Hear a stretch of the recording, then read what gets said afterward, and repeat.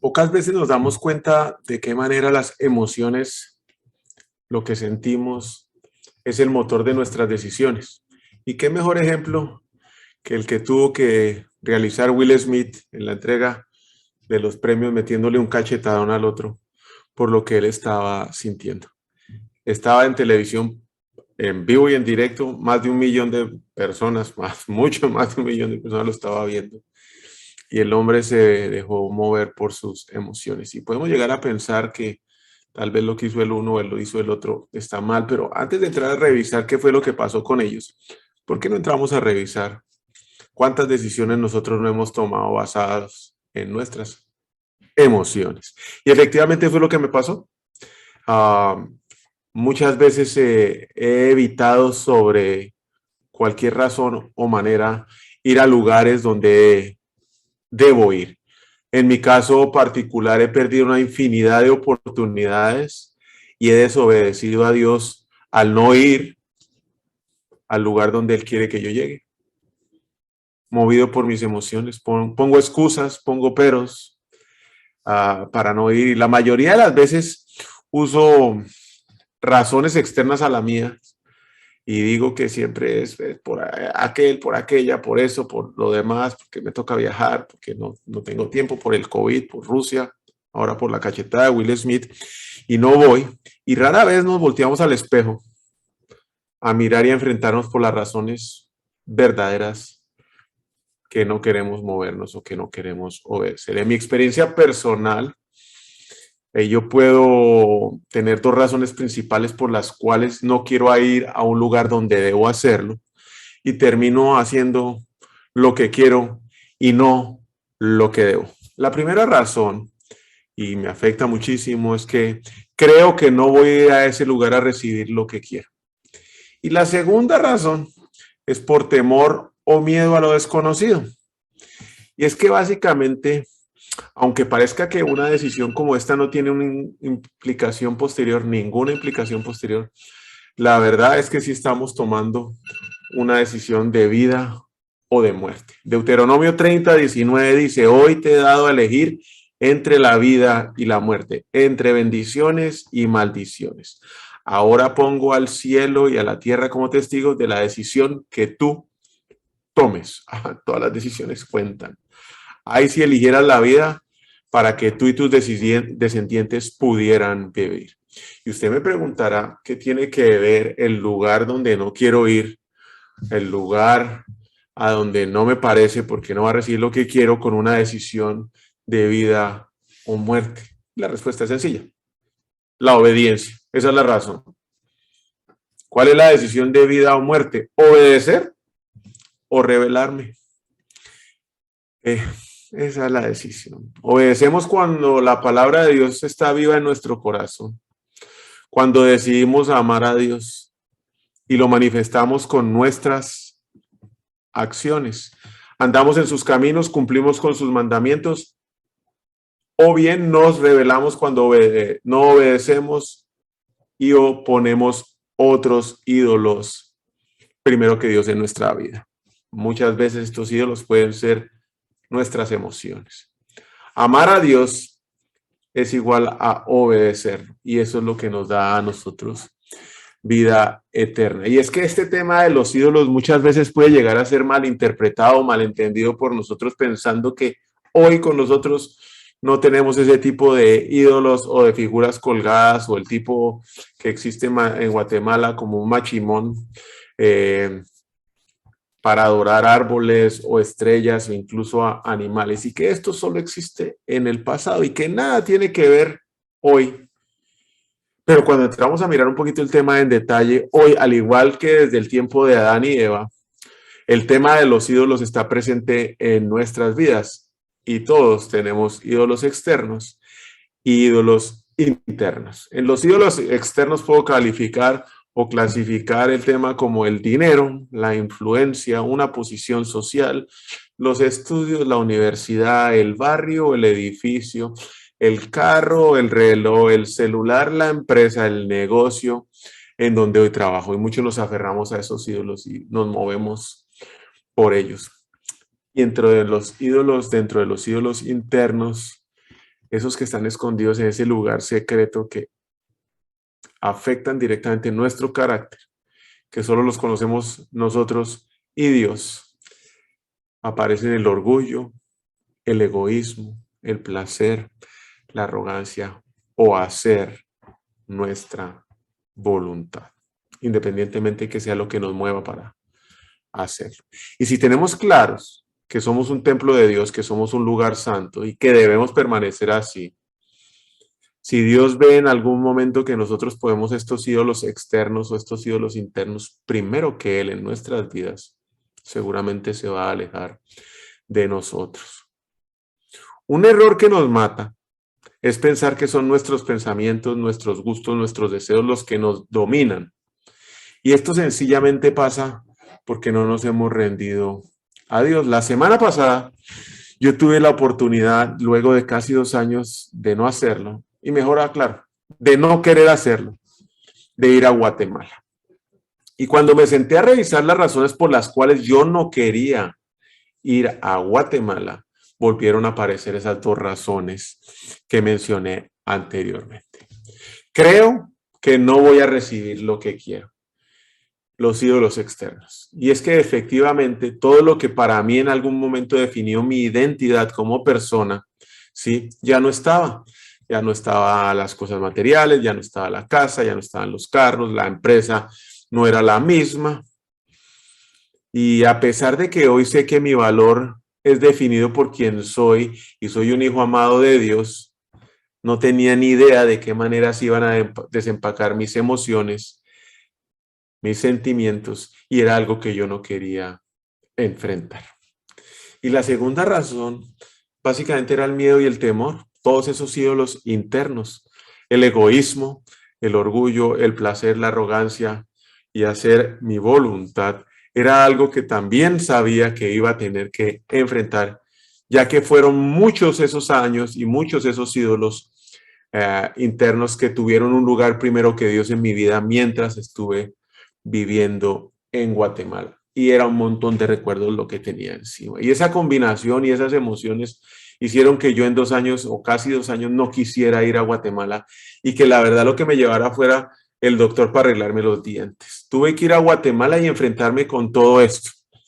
Que si pude enfrentar estas situaciones sin caer, no, claro, en más de una de esas caí y en algún momento uno de esos ídolos fue y se sentó en mi corazón. Pero también vi de primera mano el poder del Espíritu Santo que habita en mí, porque Él es el que tiene toda la fuerza, Él es el que tiene todo el poder para derrotar cualquier ídolo que exista dentro de mí. Rendí y aún todos los días de mi vida, rindo mi alma y rindo mi corazón a Dios y permito que sea Jesús quien reine y tome el control completo de mi vida y que penetre hasta el rincón más profundo de mi ser. Tengo claro hoy que debo hacerlo y poner en práctica con todo empeño, constancia, observar cuidadosamente y obedecer la palabra de Dios con un temor reverente a Él. A nada más le debo prestar atención y mucho menos a mis emociones. No puedo creerme bueno y seguir haciendo lo que me plazca. Eso es seguir adorando ídolos internos o externos. Y eso efectivamente es lo que a mí en el pasado me trajo ruina y complicación en muchas relaciones, en muchas partes de mi vida, en muchas áreas de mi negocio y de todo lo de mi diario vivir. Y no solo a mí, sino a todos los que a mí me rodean. La obediencia es la que me salva y eso sí lo pude experimentar. Honra y da gloria a Dios. La prosperidad y el gozo de nuestra vida depende más de un estado emocional sano, no de las habilidades o competencias que yo pueda tener. Depende de una dirección, de una relación directa con Dios y de mantenerme constantemente unido a Él. Las habilidades físicas y las habilidades intelectuales de nosotros pasan a un segundo plano. Muchas veces esas habilidades físicas e intelectuales también se vuelven un ídolo. Y generalmente andamos buscando prosperidad en diferentes áreas de nuestra vida y pasamos más tiempo intentando resolver o intentando perseguir esas bendiciones que pasar tiempo con Dios en oración, reflexión y estudio de su palabra, y especialmente escuchándolo para después obedecer.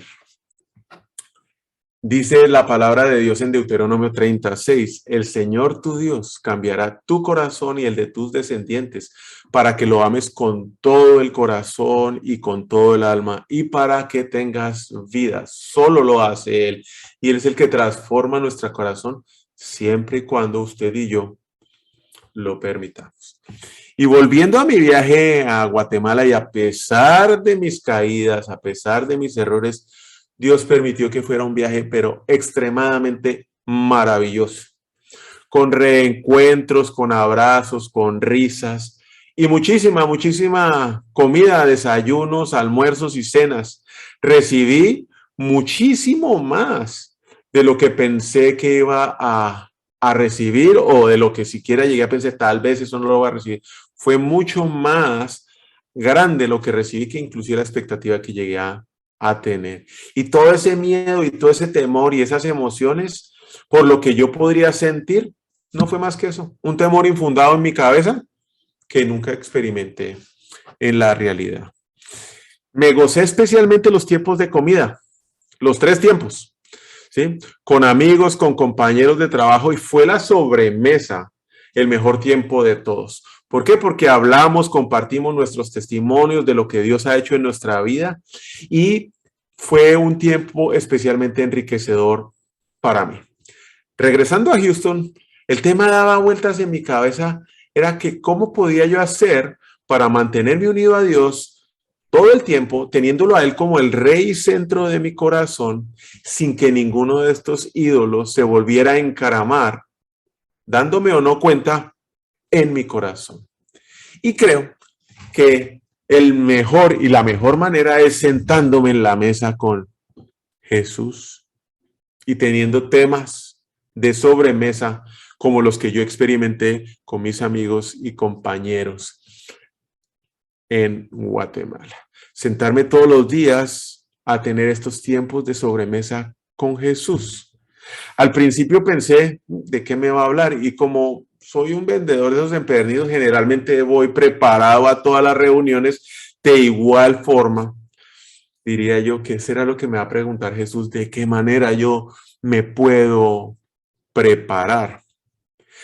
Sé que no vino a juzgarme, esa la tengo clara, que Él vino a salvarme.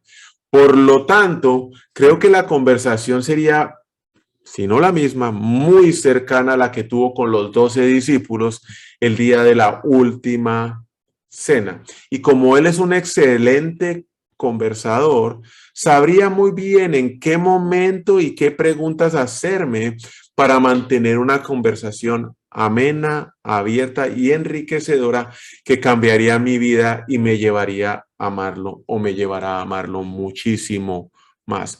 Somos sus discípulos y sus preguntas serían muy parecidas a las que les hizo a sus discípulos en la última cena.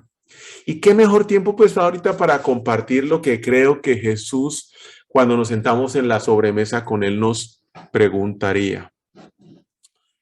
Juan 13, del 1 al 5. Antes de la celebración de Pascua, Jesús sabía que había llegado su momento para dejar este mundo y regresar a su Padre. Había amado a sus discípulos durante el ministerio que realizó en la tierra y ahora los amó hasta el final. Era la hora de cenar.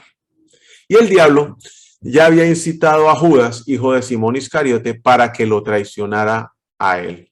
Jesús sabía que el Padre le había dado autoridad sobre todas las cosas y que había venido de Dios y regresaría a Dios. Así que se levantó de la mesa, se quitó el manto, se ató una toalla a la cintura, echó agua en un recipiente y luego comenzó a lavarle los pies a los discípulos, secándoselos con una toalla que tenía en la cintura. Jesús había anunciado más de una vez que estaba a horas de que fuera, de que se fuera a entregar para rescatarnos a nosotros con una muerte espantosa.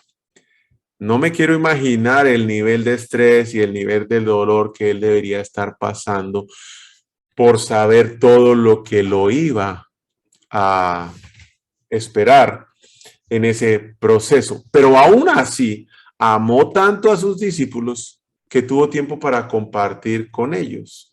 ¿Qué tal la presión que él debía tener encima? Eh, el precio que tenía que pagar. Y no hubo nada que lo detuviera para compartir este tiempo con los discípulos. Los discípulos en ese momento debían decir, pues este señor está como un poco loco, porque como muchas veces nosotros vemos el poder de Dios obrar en nuestra vida, sinceramente no entendemos cómo es que las cosas cambian de rumbo de un momento a otro y salimos de esos problemas y decimos, uy, esto es un milagro. Y así debieron quedar. ¿Cómo es posible que el maestro, el rey, el salvador esté lavando mis pies? ¿Por qué hace eso? Inclusive Simón Pedro salió brincón y dijo, no, no, a mí no, jamás me lavarás los pies, jamás, jamás lo harás. Y Jesús con amor le replicó, si no lo hago, no me pertenecerás. Después de esto, Juan 13, 12 al 17, después de lavarle los pies, se puso otra vez el manto, se sentó y preguntó, ¿entienden lo que yo acabo de hacer? Y se quedó esperando. Ustedes me llaman maestro y señor y tienen razón porque lo soy. Y dado que yo soy su señor y maestro, les he lavado los pies, ustedes deben lavarse los pies los unos a los otros. Les di mi ejemplo para que lo sigan. Hagan lo mismo que yo he hecho con ustedes. Les digo la verdad, los esclavos no son superiores a su amo, ni el mensajero es más importante de quien envía el mensaje. Ahora que saben estas cosas, Dios les bendecirá por hacerlo. Jesús les preguntó que si sabían lo que acababa de hacer. Servir a los demás con el corazón puro, con el único interés de servir a Dios por medio de los demás, con el ejemplo de cómo se debe hacer y adicionalmente sabiendo que vamos a ser bendecidos, pero aún más en el dolor y en la aflicción como lo hizo él. Porque Jesús estaba en medio del dolor, estaba en medio de la aflicción sabiendo qué iba a pasar y eso no impidió que él sirviera a los demás. Servir a los demás es el llamado más grande de nuestra vida. Ese es nuestro llamado más grande. No importan las circunstancias, no importa si estamos bien, no importa si estamos en una tormenta, en un huracán, con una enfermedad. El llamado más grande de nuestra vida es servir a otros. Servimos porque lo necesitan, pero también porque seguimos el ejemplo de Jesucristo tal como lo acabamos de leer en esta historia de Juan. Y adicionalmente, servimos porque sabemos que vamos a ser bendecidos como su palabra lo promete. Y para mí, bendecidos en un momento de aflicción como los que hemos vivido en los últimos años, sirviendo a una infinidad de personas para cumplir la palabra y seguir el ejemplo de Dios, sinceramente ha traído a mi corazón una felicidad y un gozo que no puedo describir en medio de esta tormenta. Básicamente, usted lo que debe hacer es encontrar una necesidad y llenarla, o encontrar un herido y sanarlo. Y aquí vendría la primera pregunta que Jesucristo nos puede hacer.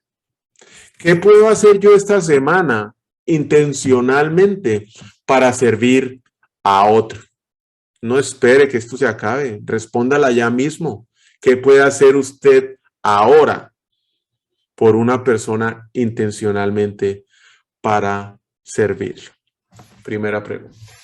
Y Jesús seguía anunciando que se iba a morir una y otra vez, y los discípulos afligidos por esto. Juan 14, del 1 al 3 lo narra así: no se angustien, no se angustien. Confíen en Dios y confíen también en mí.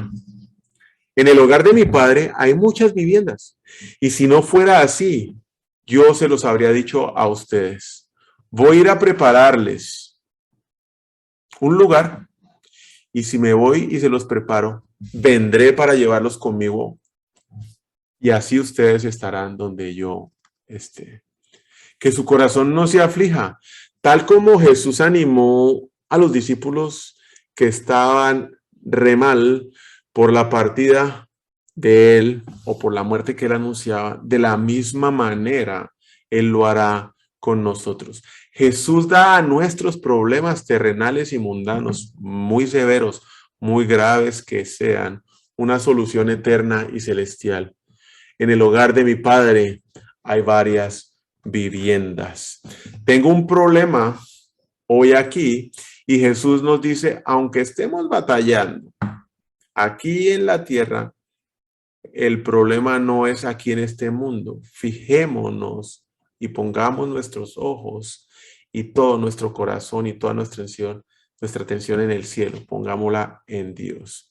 Y es aquí como muchos y como yo fallamos, porque tenemos expectativas completamente equivocadas de lo que Jesús viene a hacer en nuestras vidas. Estamos esperando que hoy venga y quite cualquier dolor, que nos resuelva cualquier enfermedad, situación económica, cualquier situación relacional, que elimine por completo los problemas que enfrentamos en este mundo y que podamos vivir una vida sinceramente sin el mayor sobresalto, sin que nada cambie, tranquilitos, cuando la misión de Jesús es otra. La misión de Jesús es rescatarnos de la muerte, es sacarnos de este mundo, es llevarnos a la casa del Padre, no es ponernos en una situación de comodidad. Y mientras no aclaremos nuestra expectativa, vamos a seguir batallando en este mundo. Y es hoy, estando nosotros mucho mejor que la mayoría, porque pues, solo piense, la mayoría de la gente del planeta, solo ponga sus pensamientos un momento en Ucrania. Buscamos que aún Jesús, o como estamos hoy tranquilos, que más que la mayoría, nos saque de nuestra miseria, nos saque de nuestros problemas. Y la respuesta de Jesús sencillamente es, en el hogar de mi Padre hay muchas viviendas. Yo voy a ir a prepararles un lugar. Y si me voy y se los preparo, vendré para llevarlos conmigo. Cuando las cosas se pongan bien difíciles aquí en este mundo, fijar nuestra vista en el cielo, enfocarnos en Dios, nos cambia por completo la perspectiva. Si yo conozco a Dios, la tierra va a ser el lugar más cercano al infierno en el cual alguna vez estaré, porque de ahí en adelante solo va a ser mejor. Pero si no conozco a Dios, la tierra va a ser el lugar más cercano al cielo, donde alguna vez estaré, porque solo se pondrá peor. Los que hoy de verdad estamos felices, no ponemos todos los huevos en una sola canasta, no ponemos toda nuestra paz, nuestra tranquilidad en las circunstancias o lo que estamos viendo con los ojos en este mundo. Nosotros caminamos por fe, mirando el cielo y con la vista puesta en Dios. Y es que ahí viene la segunda pregunta. ¿Quién hoy puede necesitar una palabra de aliento de su parte en este momento? Como Jesús lo hizo con los discípulos, como Jesús lo hace con usted y conmigo. ¿Lo ha pensado? Tal vez su esposa, su esposo, sus hijos, el jefe, sus empleados, sus empleadas, un compañero de trabajo, su amigo, el celador, un mensajero, el mesero.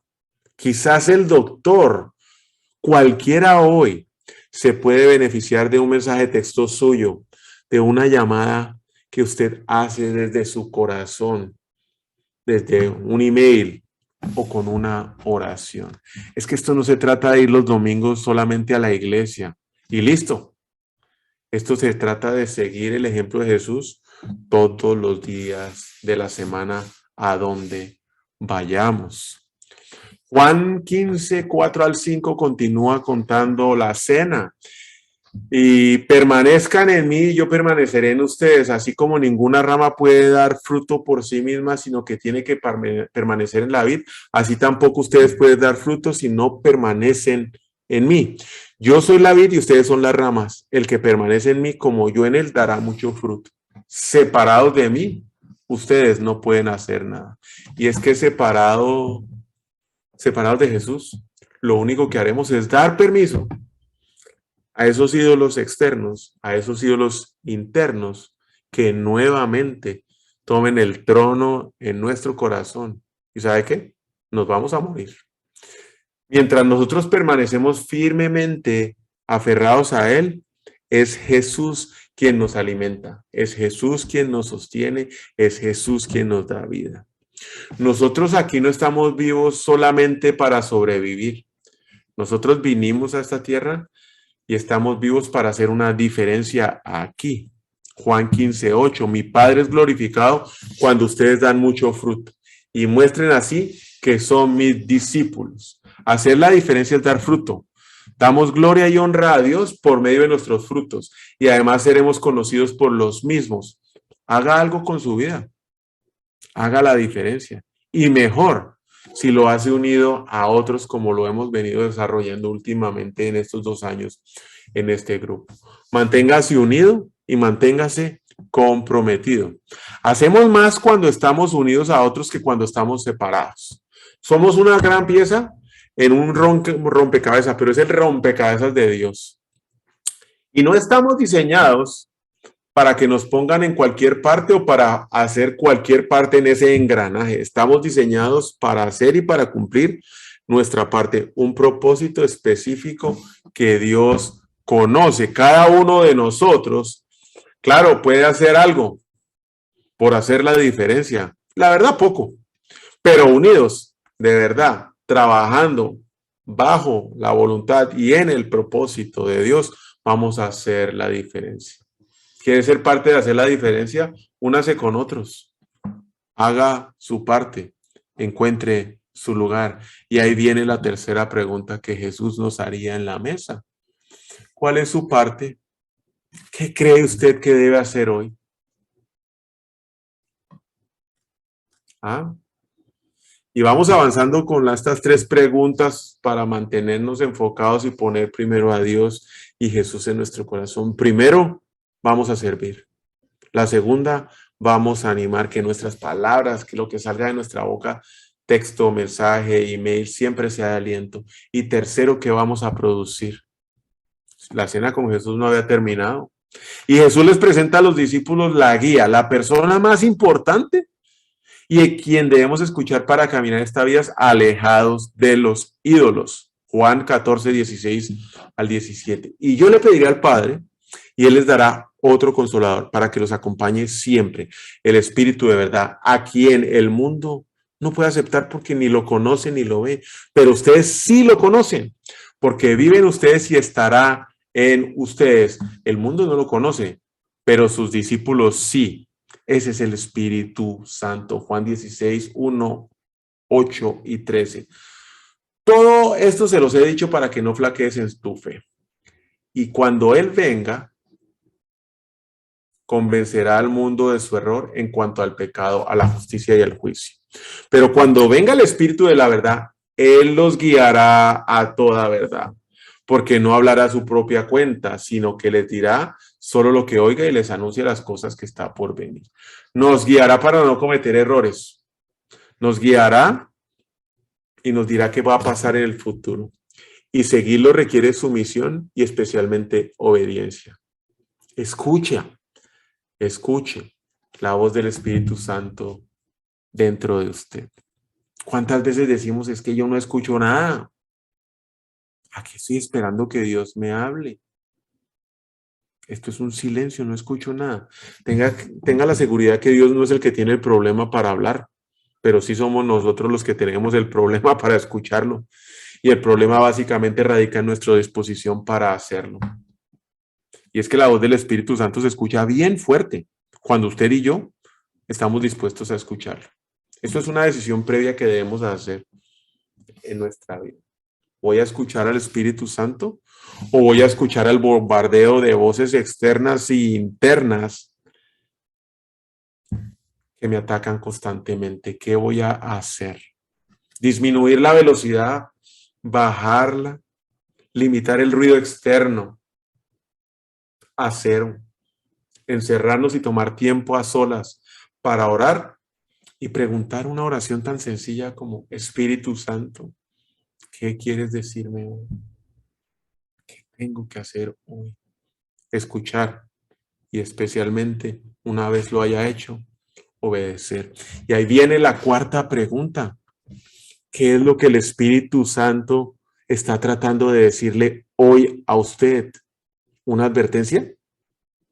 ¿Que deje de hacer lo que hasta este momento ha venido haciendo?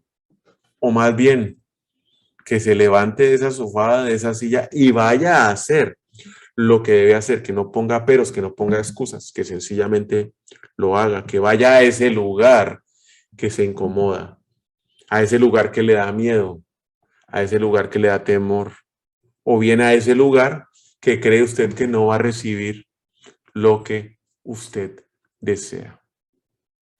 Recuerde que Dios no es el que tiene ningún problema para hablarnos, somos nosotros los del problema para oírlos. Y en mi caso particular, tal vez lo oiga, y mi problema es peor, es obedecerlo. Juan 17:1. Después de que Jesús dijo esto, dirigió la mirada al cielo y oró así: Padre, ha llegado la hora, glorifica a tu Hijo para que tu Hijo te glorifique a ti. Orar y orar en todo tiempo, orar en todo lugar y orar acerca de todo. ¿Y por qué no lo hacemos? ¿Por qué no oramos? Porque tal vez creemos que necesitamos una preparación especial, un lenguaje cristiano o religioso, ir a un seminario.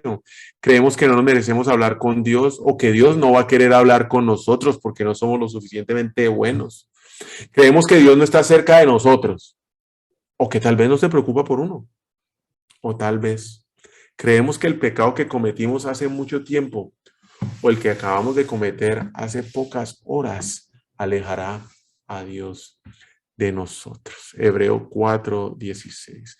Así que acerquémonos confiadamente al trono de su gracia para recibir misericordia y hallar la gracia que nos ayude en el momento que más lo necesitamos. ¿Y cómo nos acercamos a ese trono confiadamente? A través de la oración. Entender que orar es hablar con Dios. Es más, la oración es nuestra primera y debe ser nuestra primera arma contra las turbulencias de la vida, contra los ídolos que quieren venir y sentarse en nuestro trono, en nuestro corazón, que solo le pertenece a Dios. Orar no debe ser la última opción, orar debe ser siempre la primera opción. Y aquí viene la quinta y última pregunta. ¿Qué necesitas entregar hoy a Dios en oración? ¿Por qué debo yo orar? ¿Por quién debo yo orar hoy y en este momento? Vamos a orar. Les doy infinitamente gracias a todos los que constantemente nos escuchan, todos los que los miércoles se reúnen junto con nosotros, que posteriormente lo escuchan por YouTube y por el podcast. Y no puedo parar de darle gracias a Dios por este maravilloso viaje que tuve a Guatemala con las personas amadas con las cuales me encontré, porque el Señor me reveló que es a través del servicio la única manera en la cual yo puedo manifestar mi amor hacia Él con los demás. Que una palabra de aliento siempre salga de nuestra boca, Señor Jesús. Que seamos capaces de producir los frutos que tú esperas de nosotros. No los frutos que los ídolos que tenemos dentro de nosotros que ponemos en el exterior sean los que produzcan esos frutos. Que seas tú, sentado en el trono de nuestro corazón, quien nos ayude a producir esos frutos.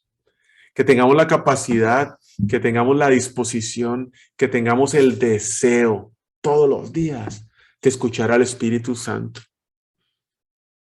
para que podamos orar por lo que Él nos diga, por el quien nos diga y para que nos dé esa fortaleza para mantenernos firmes y fuertes y especialmente valientes en obediencia a la palabra de Dios y a la guía del Espíritu Santo. Que la oración sea nuestra primera arma en todo momento y en todo lugar. Te agradezco, Señor Jesús, por la bendición que nos das, por ese amor incondicional, por tu misericordia, Señor, porque a pesar de nuestros errores y nuestras faltas, sabemos que tú siempre estás presente y que en arrepentimiento, confesando nuestros errores, tú, Señor, nos recibes siempre con los brazos abiertos. Tú no nos viniste a juzgar, tú nos viniste a salvar, tú nos viniste a sacar de este mundo para llevarnos a la casa del Padre, donde tú en este momento estás preparando nuestra morada y la de toda nuestra familia. En el nombre de Cristo Jesús, amén. Les deseo un excelente Resto de semana, agradezco siempre su tiempo, los amo, que sea una noche bendecida para todos ustedes. Feliz noche, muchísimas gracias por su tiempo. Chao, gracias.